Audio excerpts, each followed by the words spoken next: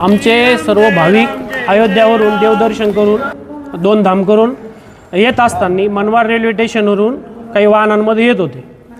तर त्या वाहन बाबळेश्वर या ठिकाणी RTO अधिकाऱ्यांनी अडवले आणि त्यांना वेगवेगळ्या प्रकारचे कारणं सांगून त्यांनी दंड करायला लागले। तर त्यावेळेस आमचे महाराज मंडळी असेल, आमच्या माता भगिनी असेल, त्यांना सांगितलं की आम्ही देवदर्शन करून येतोय आणि आमच्या परतीच्या प्रवासाला चाललोय, तर कृपया तुम्हाला विनंती करतो की तुम्ही दंड करू नका।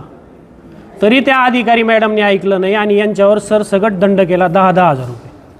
200-500 रुपयाच्या डिझेलवारी आलेल्या गाड्यांवरती 10,000 रुपये दंड करून हा कुठंतरी हिंदूंवर सुलतानी कर लादण्याचा प्रकार या RTO अधिकाऱ्यांनी केलेला आहे।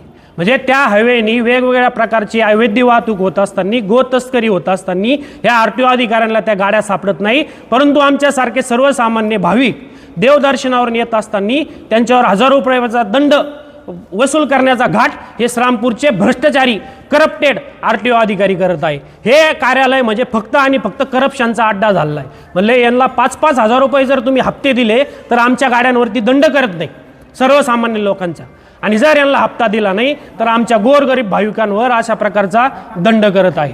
हिंदुत्ववादी सरकार असताना हे अधिकारी हिंदू भाविक देवदर्शनावरून येत असताना हजारो रुपयाचा दंड वसूल करत आहे। म्हणून या RTO अधिकाऱ्यांनी एवढं छान कार्य केलं आहे, गौरवाचं कार्य केलं आहे, म्हणून या अधिकाऱ्यांचा सत्कार करण्यासाठी आम्ही या ठिकाणी आलो आहे।